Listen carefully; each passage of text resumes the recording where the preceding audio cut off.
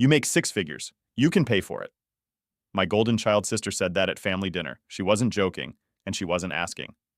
You make six figures. You can pay for it. Ashley didn't lower her voice. She said it across the dining table over half-empty wine glasses and my mom's lasagna. She said it the way she says most things when she assumes the room will bend toward her. A couple of our cousins laughed. Someone said, "She's not wrong." I didn't laugh because I knew the tone, and I knew that wasn't a joke. It was a test. The dinner wasn't supposed to be anything special. Just a Sunday night thing, my parents' house, extended family in town. My mom had insisted we all come. Ashley had dressed like it was a small event. Soft makeup, fitted sweater, hair done like she might run into someone important on the way home. That was always her.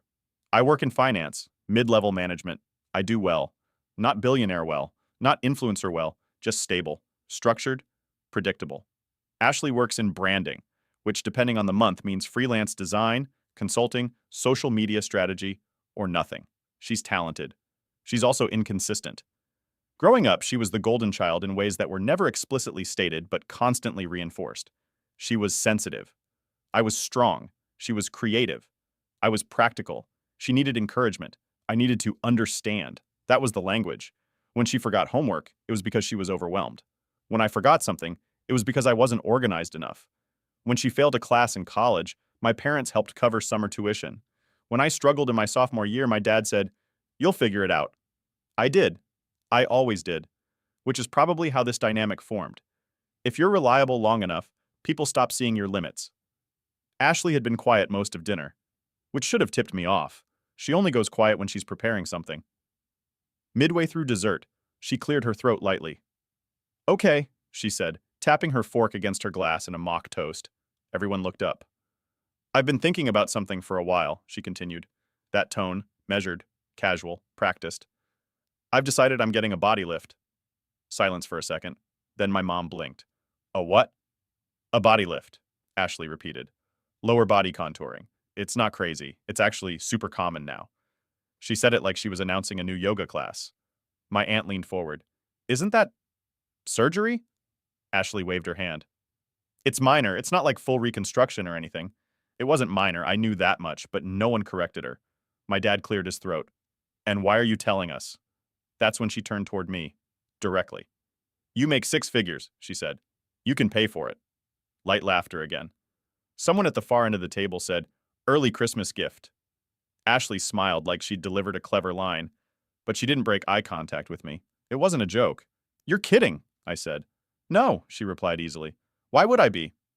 The room shifted slightly. My mom laughed too loudly. "Oh, Ashley, don't put your brother on the spot." "I'm not," she said calmly. "I'm just being realistic." Realistic. That word again. It's amazing how entitlement borrows the language of practicality. "You make more than enough," she continued. "This isn't even that much for you." I felt the familiar tightening in my chest. Not anger, recognition, because this wasn't new, just louder. 2 years ago, I paid her security deposit when she moved into her apartment. Just until my next contract clears. It never cleared. Last year, I covered her car repairs. I'll transfer it back in installments. She transferred $200 once, then stopped mentioning it. 6 months ago, I paid for a weekend trip for my parents' anniversary. Ashley came. She didn't contribute. When I didn't bring it up, she didn't either. None of those were dramatic moments. They were small, manageable, easy to justify. Family helps family. That's what my mom says. But family rarely keeps a ledger. And if they do, it's usually the responsible one. "You're serious?" I asked again. Ashley tilted her head slightly. "Yes, why is that shocking?" "Because it's surgery," I said. "So?" she replied. "People get surgery." My dad shifted in his chair. "How much are we talking about?" he asked cautiously. Ashley shrugged. 35. My mom inhaled sharply. 3,500? Ashley looked at her like she'd misunderstood the scale of reality. 35,000. Silence. Forks paused mid-air. Even the cousins stopped pretending it was banter. "That's insane," my dad muttered. "It's not insane," Ashley said calmly. "It's an investment." "In what?" I asked. "In my confidence," she shot back. There it was. Moral framing. If I say no, I'm against her self-esteem. "You don't need surgery to be confident," I said. "That's easy for you to say," she replied. "You've never had to deal with body stuff." I almost laughed. We all deal with body stuff. But this wasn't about that. This was about leverage. "You make good money," she repeated. Why does it bother you to help? That line landed differently because it exposed the assumption. Not can you, will you? Help is voluntary. This was expectation. You're not asking, I said quietly. She blinked. What? You're telling me. A few relatives shifted uncomfortably. My mom tried again. Let's not turn this into a debate. It's not a debate, Ashley replied. It's family. And that's when I realized something. She didn't think she was crossing a line. She thought she was claiming a resource. No one resumed eating. That's what I remember most. The food just sat there, steam fading off plates while $35,000 hovered over the table like a chandelier no one had agreed to hang. My mom recovered first. Well, she said lightly, forcing a smile, we don't have to decide anything tonight. Decide. Like this was a group vacation destination. Ashley leaned back in her chair. I already decided, she said. I'm doing it. And you're paying for it yourself? My dad asked carefully. Ashley didn't even look at him. She kept her eyes on me. I mean, I could, she said slowly. But why would I go into debt when my brother is sitting right there? There it was again. Resource logic, not partner, not sibling, resource. A couple of our cousins glanced at me with that half-curious, half-uncomfortable look people get when money becomes visible. Money makes people weird, especially when it becomes comparative. It's not that simple, I said. It is, she replied instantly. You have it, I need it. The phrasing was clean, binary, have, need. You don't need it, I said. Her face tightened. That's not for you to decide. No, I agreed, but whether I pay for it is. My mom jumped in. She's been struggling with her confidence for years. There it was, the defense. Not about the surgery, about her feelings. She's talked to professionals, my mom continued. She's thought this through. I looked at Ashley. Have you? She rolled her eyes slightly. Don't do that. Do what? Talk to me like I'm irrational. I didn't. You implied it. This was the pattern. Shift from request to emotional offense. You're the successful one, she continued. You always have been. That wasn't praise. It was positioning. And because I've worked for that, I said carefully, I get to decide how I use it. You worked? She snapped. Yes. She laughed, but it was sharp. Dad helped you through college. So did he help you? I replied. Silence. That landed. My dad cleared his throat again, but said nothing. Ashley leaned forward. I supported you emotionally for years, she said. I blinked. What does that mean? It means I was there for you. When you were stressed, when you doubted yourself, when you were figuring your life out. I stared at her. That's what siblings do. Exactly, she said. So now you help me. Help had morphed again. Now it was reciprocal obligation. So emotional support equals $35,000? I asked calmly. You're reducing it, she snapped. No, I'm clarifying it. There it was again, the same word that had shifted the air in the Rolex story, clarify. She hated that, because clarity removes fog, and fog is where entitlement survives. My mom placed her hand gently on Ashley's arm. Honey, she said softly, maybe this isn't the time. Ashley shrugged her off. It's never the time, she said. That's the problem. There was frustration in her voice now. Not theatrical, real. That caught me off guard, because beneath the entitlement, there was something else. Comparison. She'd always measured herself against me, not openly, but constantly. When I bought my condo, she asked how much it cost before she congratulated me. When I got promoted, she asked what my bonus was before she said she was proud. It wasn't greed. It was insecurity. But insecurity doesn't justify extraction. You think I don't notice, she continued, voice lower now, how everything just works out for you? Nothing just worked, but explaining that never lands. Because effort is invisible to people who only see outcomes. I notice you never struggle, she said. I almost laughed at that. I just don't broadcast it. There's a difference. You could change your life tomorrow, she said. This surgery would change mine. There it was, framed as transformational. You're making it sound like I'm withholding oxygen, I said. No, she replied. Just withholding support. The word support again, redefined as funding. My dad finally spoke. Ashley, this isn't fair. She turned on him. It's not fair that he gets everything easy. I don't, I said quietly. She ignored that. You've never had to feel what I feel. And you've never had to build what I built, I replied before I could stop myself. That sharpened the air. My mom inhaled again. Daniel, she warned. There it was. My name used as correction. Ashley could demand $35,000 publicly. I couldn't point out labor. I leaned back slightly. The old reflex kicked in. Diffuse, minimize, offer partial, say I'll think about it. But something had shifted since the Rolex moment. Maybe that's why this felt clearer. I'm not paying for your surgery, I said. Not loud, not aggressive, just direct. Ashley blinked. You didn't even think about it. I did. When? While you were telling me. Her face changed. Less confident now, more defensive. So that's it? She asked. Yes. My mom looked stricken. Maybe we can discuss a loan, she suggested carefully. Ashley snapped toward her. I'm not taking a loan. Of course not, because a loan implies repayment. This wasn't about borrowing. It was about claiming. Why does it have to be a gift? I asked calmly. Because that's what family does, she shot back. No, that's what enablers do. Family supports. Family doesn't invoice success. The rest of dinner dissolved after that. Conversation fractured into side topics. Ashley withdrew into silence. My mom looked at me like I'd dropped something fragile. My dad avoided eye contact.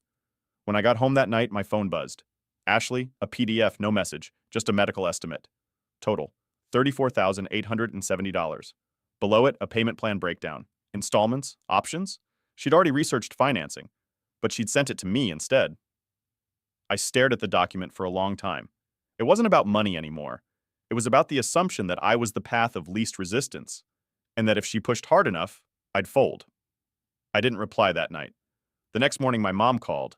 She's upset, she said immediately. I figured. She feels unsupported. I'm not obligated to fund cosmetic surgery.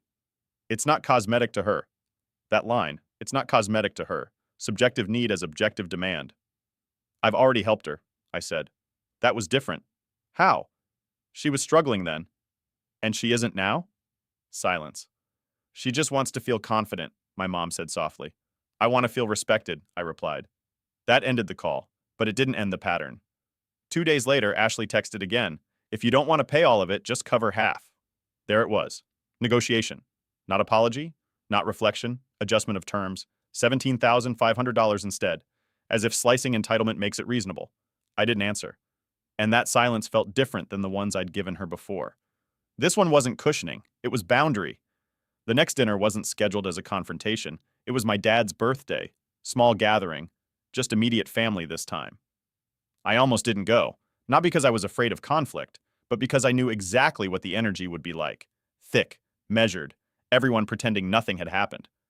Ashley arrived 20 minutes late. She hugged my dad, kissed my mom, didn't look at me.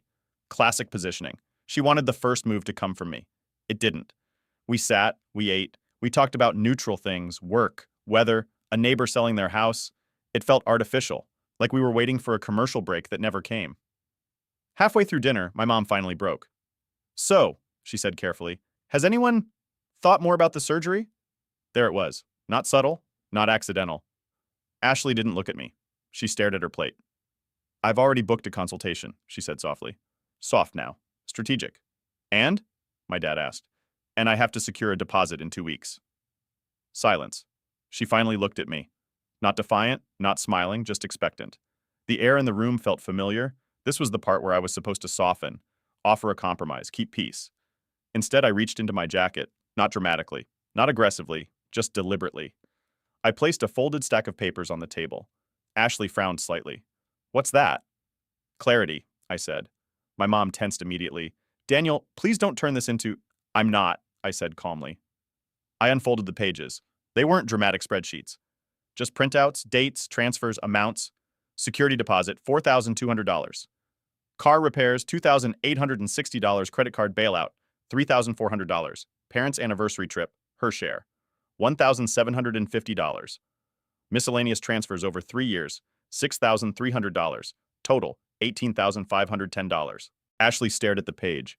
My dad leaned forward slightly. My mom looked like she'd swallowed something sharp. I didn't keep track for leverage, I said calmly. I kept track because I handle my finances. Ashley's face flushed. You're throwing that in my face? No, I replied. I'm answering your question about support. She scoffed. That's different. How? That was when I needed help. And now you don't? Her jaw tightened. This is about confidence. And that's worth more than $18,000 I already gave you? The number sat there. Heavy. Not exaggerated. Not rounded. Precise. Ashley's voice sharpened. You're acting like I drained you. I'm acting like I'm not your provider. That landed. My dad finally spoke. He's right. The room froze. Ashley turned slowly toward him. Excuse me? You're an adult, he said carefully. This isn't something you can demand. I didn't demand, she snapped. You told him he had to pay, I said calmly. She opened her mouth, closed it, because we all heard it. You make six figures. You can pay for it. Not a question, not a request, a statement. I was joking, she tried again. No, I said. You weren't. Silence. The kind that makes people choose sides internally, even if they don't say it out loud. You could help, she said, quieter now. I have, I replied. That's not the same. Why? Because this is for me. There it was, honest. Finally. Yes, I said. And the other things weren't? Her face hardened. This feels different. Because it's bigger? Because it matters to me. And the rest didn't? My voice never rose. That was important. No yelling, no theatrics, just sequence, logic. Ashley's eyes were glossy now, not because she was heartbroken, because she was losing ground. My mom finally stepped in. This isn't about winning, she said. No, I agreed. It's about responsibility. Ashley pushed her chair back slightly. So what? You're just not going to help? I'm not paying for elective surgery. Elective? She repeated sharply. Yes. You don't understand. You're right, I said. I don't understand why my income automatically makes me financially responsible for your choices. That sentence changed something. Because it wasn't defensive. It was structural. It wasn't about surgery. It was about the model she'd been operating under. You're selfish, she whispered. There it was. The final weapon. Selfish. It's always selfish when someone stops over-functioning. I'm setting a boundary, I said calmly. She laughed bitterly. God, you've gotten so corporate. Maybe I had. Maybe clarity feels corporate to someone used to emotional currency. You make me feel small, she said suddenly. That caught me off guard, because it wasn't about money anymore. It was about comparison again. I don't, I said. You do, she insisted, every time you say no. That hit, because it revealed something important. To her, my compliance was proof of connection. My refusal felt like rejection, but those aren't the same thing. I'm not saying no to you, I said slowly. I'm saying no to funding your choices. She shook her head. It's the same. It's not. My dad spoke again. It's not, he repeated quietly. Ashley looked around the table, searching, for reinforcement, for rescue. My mom didn't move this time. She didn't defend. She just looked tired. And in that moment, something shifted. Not explosively, but structurally. The golden child aura thinned, because entitlement only shines when it's unchallenged. Ashley stood up. Fine, she said stiffly. Forget I asked. I won't, I replied calmly, but I won't pay either. She left the table, not storming, just controlled retreat. The door to the hallway closed softly behind her. The house felt quieter, not tense, just recalibrated. My mom finally exhaled. I didn't realize it added up like that, she said softly. I wasn't keeping score, I replied. I was keeping track. There's a difference. Ashley didn't come back to the table that night. She stayed in her old bedroom down the hall, door closed, lights off. I could hear my mom walk down once, pause, then return alone. We finished dinner quietly. My dad cut the cake. We sang.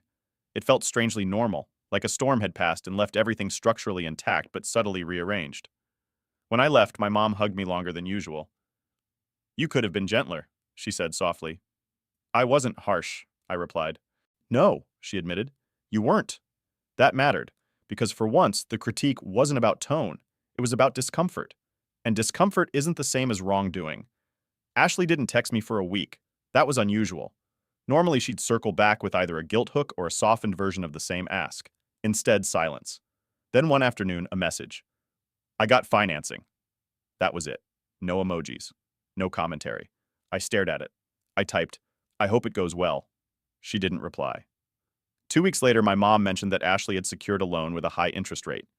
She'll be paying it off for a while, she said, half concerned, half resigned. I hope she budgets for that, I replied. You could have helped her avoid the debt, my mom added gently. And she could have avoided assuming I would, I said. That ended the conversation. But something had changed. Not dramatically, not in a cinematic way, subtly.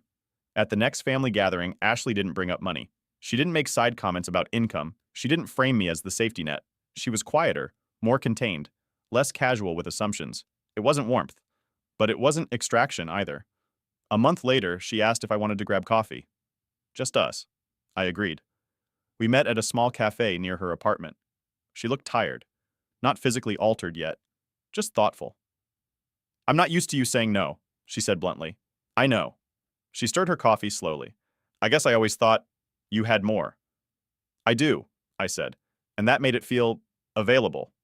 There it was, honest, not pretty, but honest. Available doesn't mean owed, I said. She nodded. I know that logically, she said. It just didn't feel that way. Why? She hesitated. Because you've always handled everything. That landed differently than the accusations at dinner. Not resentful, just observant. You handled school, career, money, dad's taxes, mom's insurance, my car, everything. That doesn't make me responsible for your surgery, I said. No, she agreed quietly. It just made me think you wouldn't mind. There it was again, mind. She thought I wouldn't mind, not because it was fair, because I was adaptable. Reliable people get mistaken for limitless. I did mind, I said. I see that now. She didn't apologize directly, but she didn't argue either. Growth isn't always dramatic. Sometimes it's just the absence of defensiveness. How are you paying it back? I asked. Monthly, she said. It's tight. You'll manage, she smiled faintly. I guess I have to. And that was the shift. For the first time in a long time, she was sitting inside the consequence of her own choice. Not shielded, not subsidized, just responsible. Over the next few months, our dynamic stabilized into something new. She stopped making financial jokes. She stopped implying that my income equaled shared access. My mom stopped hinting about family support in the same way. My dad was quieter, but firmer. At one dinner, when Ashley mentioned wanting to upgrade her car, my mom said, "You'll have to plan for that." Not, "Ask your brother." That was new. I didn't win anything. I didn't humiliate her. I didn't cut contact. I just refused to step into a role I never agreed to. The surgery happened. It went fine. Recovery was uncomfortable but uneventful. She didn't ask for help with the hospital bill. She didn't send me the invoice. She paid her installments. And maybe that's the most important part of this story. Not that I said no, but that she adjusted. Entitlement doesn't always explode. Sometimes it dissolves when it stops being rewarded. Ashley is still my sister. She's still emotional, still dramatic sometimes, still sensitive. But she doesn't treat my income like a family fund anymore. And I don't treat silence like harmony. Being successful doesn't make you responsible for someone else's upgrades. Being family doesn't make your wallet communal property. And saying no doesn't make you selfish. It just makes you clear.